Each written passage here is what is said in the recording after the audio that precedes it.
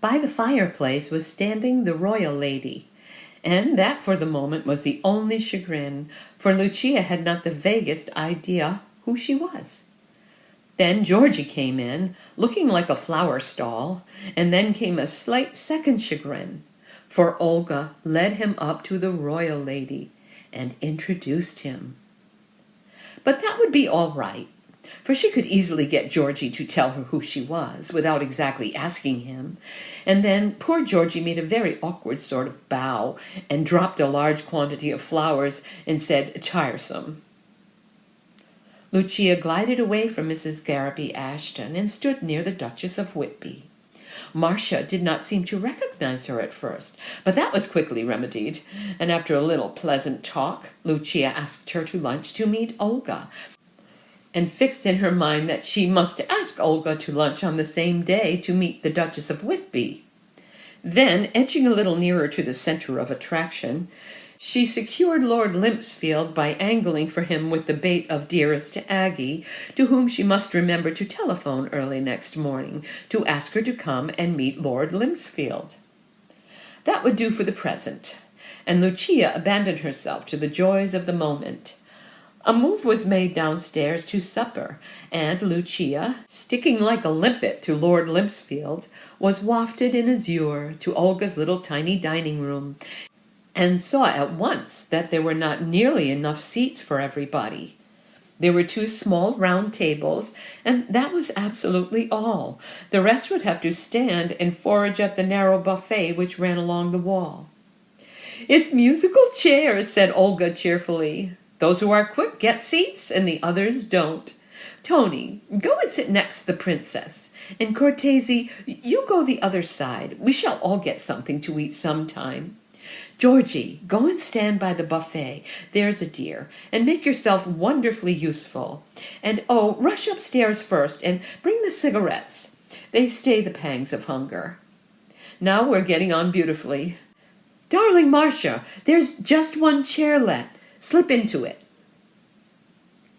Lucia had lingered for a moment at the door to ask Olga to lunch the day after tomorrow, and Olga said she would be delighted, so there was a wonderful little party arranged for. To complete her content, it was only needful to be presented to the hitherto anonymous princess and learn her name. By dexterously picking up her fan for her and much admiring it, as she made a low curtsy, she secured a few precious words with her, but the name was still denied her. To ask anybody what it was would faintly indicate that she didn't know it, and that was not to be thought of. Georgie popped in, as they all said at Risholme, to see Lucia next morning when Olga had gone to a rehearsal at Covent Garden, and found her in her music room, busy over Stravinsky. Olga's party had not been in the Times, which was annoying, and Lucia was still unaware what the princess's name was. Though the previous evening had been far the most rewarding she had yet spent, it was wiser to let Georgie suppose that such an affair was a very ordinary occurrence, and not to allude to it for some time. "Ah, Giorgino," she said, "how nice of you to pop in. By buona fortuna, I have got a spare hour this morning before Sophie Allingsby. Dear Sophie, such a brain fetches me to go to some private view or other, so we can have a good chat. Yes, this is the music room, and before you go, I must trot you round to see the rest of our little establishment. Not a bad room. Those are the famous Chippendale chairs. As soon as we get a little more settled, I shall give an evening party or 2 with some music, and you must come." "Should love to," said Georgie. "Such a whirl it has been, and it gets worse every day," went on Lucia. "Sometimes Peppino and I go out together, but often he dines at one house and I at another. They do that in London, you know. And sometimes I hardly set eyes on him all day. I haven't seen him this morning, but just now they told me he had gone out. He enjoys it so much that I do not mind how tired I get. Ah, that telephone, it never ceases ringing. Sometimes I think I will have it taken out of the house altogether, for I get no peace.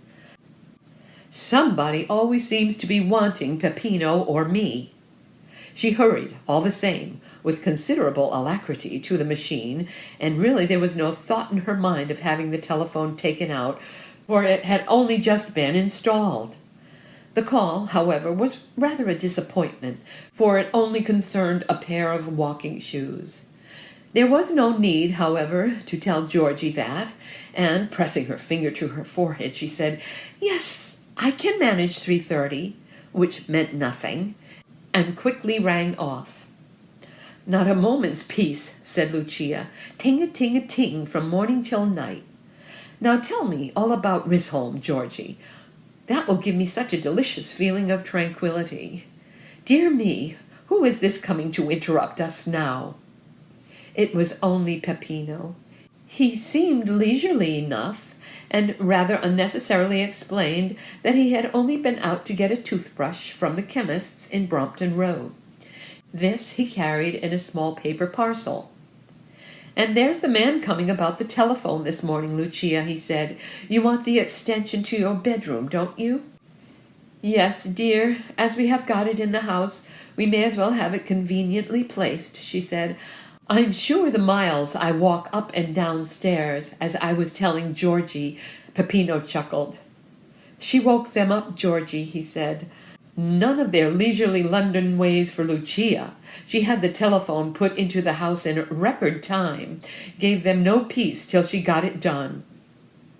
"Very wise," said Georgie tactfully. "That's the way to get things. Well, about Risholme, we've really been very busy indeed." "Dear old place," said Lucia. "Tell me all about it."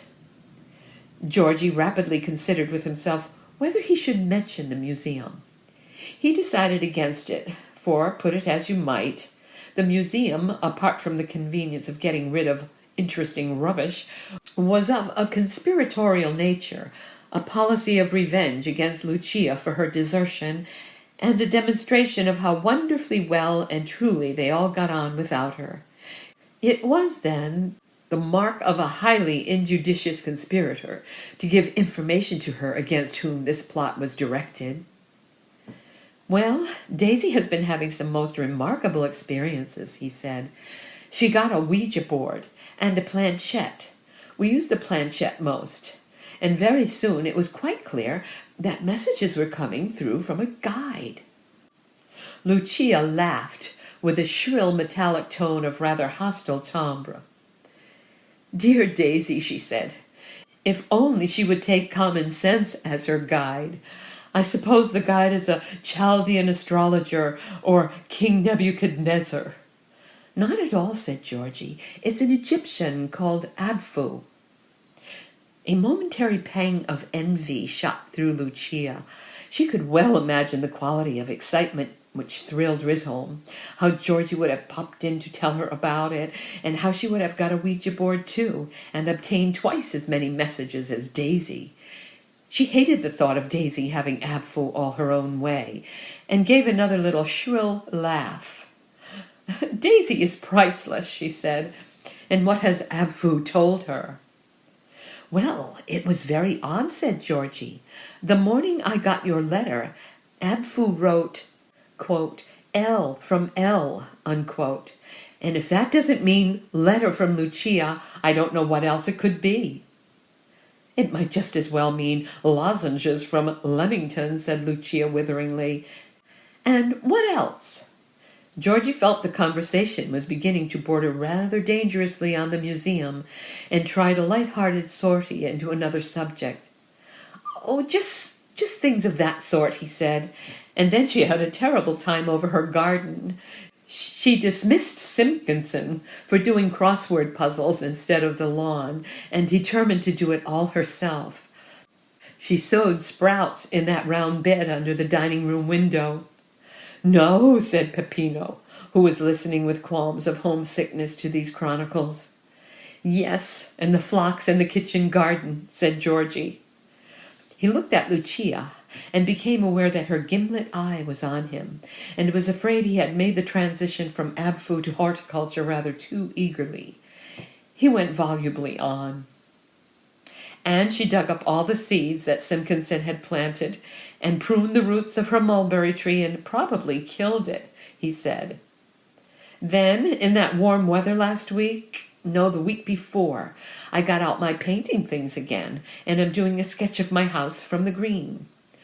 Foljambe is very well, and he could think of nothing else except the museum. Lucia waited till he had quite run down. "And what more did Abfu say?" she asked. "His message of L to L would not have made you busy for very long." Georgie had to reconsider the wisdom of silence. Lucia clearly suspected something, and when she came down for her weekend and found the affairs of the museum entirely engrossing the whole of Risholme, his reticence, if he persisted in it, would wear a very suspicious aspect. "Oh, yes, the museum," he said with feigned lightness. "Abfu told us to start a museum, and it's getting on splendidly. That tithe barn of Colonel Boucher's, and Daisy's given all the things she was going to make into a rockery, and I'm giving my Roman glass and 2 sketches, and Colonel Boucher his Samian ware, and an ordnance map, and there are lots of fossils and some coins." "And a committee?" asked Lucia. "Yes, Daisy and Mrs. Boucher and I, and we co-opted Robert," he said with affected carelessness. Again some nameless pang shot through Lucia. Absent or present, she ought to have been the chairman of the committee and told them exactly what to do and how to do it. But she felt no doubt that she could remedy all that when she came down to Risholme for a weekend.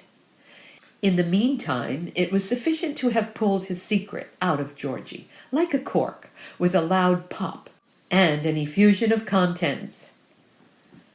"Most interesting," she said. "I must think what I can give you for your museum. Well, that's a nice little gossip."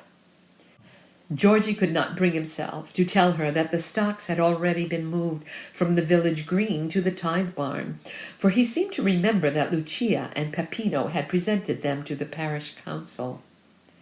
Now the parish council had presented them to the museum, but that was a reason the more why the parish council and not he should face the donors.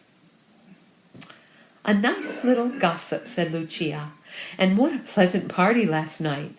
I just popped over to congratulate dear Olga on the favorable, indeed the very favorable, reception of Lucretia, for I thought she would be hurt. Artists are so sensitive. If I did not add my little tribute. And then you saw how she refused to let me go, but insisted that I should come in. And I found it all most pleasant. One met many friends, and I was very glad to be able to look in." This expressed very properly what Lucia meant to convey. She did not in the least want to put Olga in her place, but to put herself, in Georgie's eyes, in her own place. She had just, out of kindness, stepped across to congratulate Olga, and then had been dragged in. Unfortunately, Georgie did not believe a single word of it. He had already made up his mind that Lucia had laid an ambush for Olga, so swiftly and punctually had she come out of the shadow of the gas lamp on her arrival. He answered her, therefore, precisely in the spirit in which she had spoken. Lucia would know very well. "It was good of you," he said enthusiastically. "I am sure Olga appreciated your coming immensely. How forgetful of her not to have asked you at first. And as for Lucretia, just having a favorable reception, I thought it was the most brilliant success it is possible to imagine." Lucia felt that her attitude hadn't quite produced the impression she had intended. Though she did not want Georgie and Risholme to think she joined in the uncritical adulation of Olga, she certainly did not want Georgie to tell Olga that she didn't. And she still wanted to hear the princess's name. "No doubt, dear Georgie," she said, "it was a great success. And she was in wonderful voice, and looked most charming. As you know, I am terribly critical, but I can certainly say that. Yes, and her party delicious. So many pleasant people. I saw you having great jokes with the princess. Peppino, having been asleep when Lucia came back last night, and not having seen her this morning, had not heard about the princess. "Indeed? Who was that?" he asked Lucia. Very tiresome of Peppino. But Lucia's guide, better than poor Daisy Zapfu, must have been very attentive to her needs that morning, for Peppino had hardly uttered these awkward words when the telephone rang. She could easily, therefore, trip across to it, protesting at these tiresome interruptions, and leave Georgie to answer. "Yes, Mrs. Lucas," said Lucia. "Covent Garden? Yes. Then please put me through. Dearest Olga is ringing up. No doubt about the Valkyrie next week." Georgie had a brainwave. He felt sure Lucia would have answered Peppino's question instantly if she had known what the princess's name was. He had noticed that Lucia, in spite of her hangings about, had not been presented to the illustrious lady last night, and the brainwave that she did not know the illustrious lady's name swept over him. He also saw that Lucia was anxiously listening, not to the telephone only, but to him. If Lucia, and there could be no doubt about that, wanted to know, she must eat her humble pie and ask him. "Yes, dear diva, it's me," said Lucia. "Couldn't sleep a wink. Lucrezia running in my head all night. Marvelous. You rang me up?" Her face fell. "Oh, I am disappointed you can't come," she said. "You are naughty. I shall have to give you a little engagement book to put things down in." Lucia's guide befriended her again, and her face brightened. It grew almost to an unearthly brightness as she listened to Olga's apologies and a further proposal. "Sunday evening?" she said. "Now, let me think a moment. Yes, I am free on Sunday. So glad you said Sunday, because all other nights are full. Delightful. And how nice to see Princess Isabel again. Goodbye." She snapped the receiver back in triumph. "What was it you asked me, Peppino?" she said. "Oh, yes, it was Princess Isabel. Dear Olga insists on my dining with her on Sunday to meet her again. Such a nice woman." "I thought we were going down to Risholme for the Sunday," said Peppino. Lucia made a little despairing gesture. "My poor head," she said. "It is I who ought to have an engagement book chained to me. What am I to do? I hardly like to disappoint dear Olga. But you go down, Peppino, just the same. I know you are longing to get a breath of country air. Georgie will give you dinner one night, I am sure, and the other he will dine with you. Won't you, Georgie? So dear of you. Now who shall I get to fill my Olga's place at lunch tomorrow? Mrs. Garrowby Ashton, I think.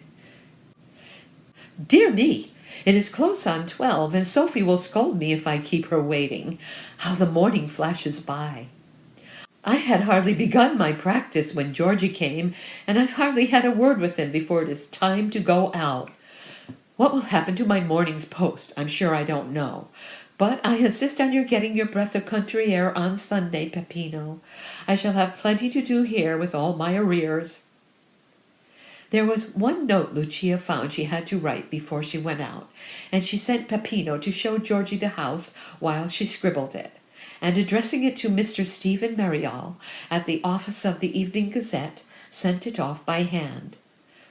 This was hardly done when Mrs. Allingsby arrived, and they went off together to the private view of the post-cubists, and revelled in the works of those remarkable artists. Some were portraits and some landscapes, and it was usually easy to tell which was which, because a careful scrutiny revealed an eye or a stray mouth in some, and a tree or a house in others. Lucia was specially enthusiastic over a picture of Waterloo Bridge, but she had mistaken the number in the catalogue, and it proved to be a portrait of the artist's wife. Luckily, she had not actually read out to Sophie that it was Waterloo Bridge, though she had said something about the river, but this was easily covered up in appreciation. "Too wonderful," she said. "How they get to the very soul of things. What is it that Wordsworth says? The very pulse of the machine. Pulsating, is it not?" Mrs. Allingsby was tall and weird and intense, dressed rather like a bird of paradise that had been out in a high gale, but very well connected. She had long straight hair, which fell over her forehead, and sometimes got in her eyes, and she wore on her head a scarlet jockey cap with an immense cameo in front of it. She hated all art that was earlier than 1923, and a considerable lot of what was later. In music, on the other hand, she was primitive, and thought Bach decadent. In literature, her taste was for stories without a story, and poems without meter or meaning. But she had collected round her a group of interesting outlaws, of whom the men looked like women, and the women like nothing at all, and though nobody ever knew what they were talking about, they themselves were talked about. Lucia had been to a party of hers, where they all sat in a room with black walls and listened to early Italian music on a spinet, while a charcoal brazier on a blue hearth was fed with incense. Lucia's general opinion of her was that she might be useful up to a point, for she certainly excited interest. "Wordsworth?" she asked. "Oh, yes, I remember who you mean. About the Westmoreland Lakes. Such a killjoy." She put on her large horn spectacles to look at the picture of the artist's wife, and her body began to sway with a little circular motion. "Marvelous! What a rhythm," she said. "Sigismund is the most rhythmical of them all. You ought to be painted by him. He would make something wonderful of you, something andante, adagio almost. He's coming to see me on Sunday. Come and meet him. Breakfast about 12:30. Vegetarian and cocktails." Lucia accepted this remarkable invitation with avidity. It would be an interesting and progressive meal. In these first weeks, she was designedly experimental. She intended to sweep into her net all there was which could conceivably harbor distinction, and sort it out by degrees.